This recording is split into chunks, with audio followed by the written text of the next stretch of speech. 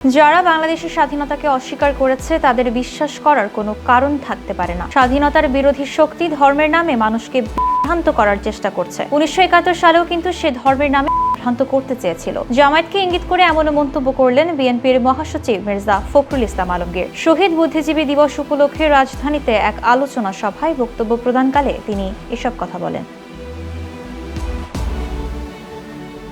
ওই সভায় মির্জা ফখরুল বলেন, মেধা শূন্য করার উদ্দেশ্যে 1971 সালের 14 ডিসেম্বর হানাদার বাহিনীর যজ্ঞের শিকার বুদ্ধিজীবী, শিক্ষক, চিকিৎসক, প্রকৌশলী, সাহিত্যিক ও সাংবাদিকদের দেশের শ্রেষ্ঠ সন্তান অভিহিত করেন। তিনি বলেন, করে কখনো সফলতা আসে না, এই ইতিহাস ভুলে যাওয়ার সুযোগ নেই। যারা সেদিন যাদের শ্রেষ্ঠ সন্তানদের করেছে তাদের ক্ষমা করার কোনো কারণ নেই।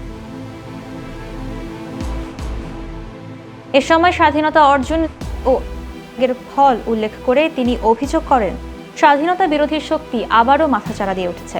এ শক্তি আজকে আবার মানুষকে করছে সেই ধর্মের নামে। 1971 সালেও কিন্তু সে ধর্মের নামে করতে চেয়েছিল। এছাড়া বিএনপি মহাসচিব দাবি করেন, পরাজিত শক্তি পরাজয় মেনে নিতে না পেরে দেশকে অস্থিতিশীল করার লিপ্ত হয়েছে। তবে বাংলাদেশের মানুষ কখনো অন্যায়ের কাছে মাথা নত করে না। কোনো তন্ত্রই জনগণের ঐক্যকে পরাজিত করতে পারবে না বলেও মন্তব্য করেন তিনি।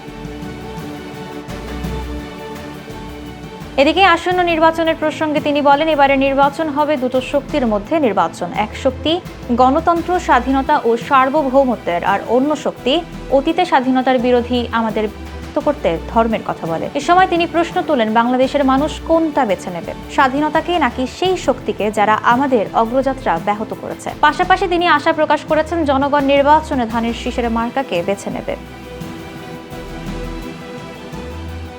পাশাপাশি দেশ এক গুরুত্বপূর্ণ সন্ধিক্ষণে দাঁড়িয়ে আছে মন্তব্য করে বিএনপির মহাসচিব বলেন, কোন কাছে মাথা নত না করে জনগণের ঐক্যের মধ্য দিয়ে একটি গণতান্ত্রিক ও উদার বাংলাদেশ গড়ে তোলার সময় এসেছে। জিয়াউর রহমানের স্বপ্ন, বেগম খালেদা জিয়ার স্বপ্ন এবং তারেক রহমান ঘোষিত 31 দফার আলোকে নতুন বাংলাদেশ নির্মাণ করতে হবে।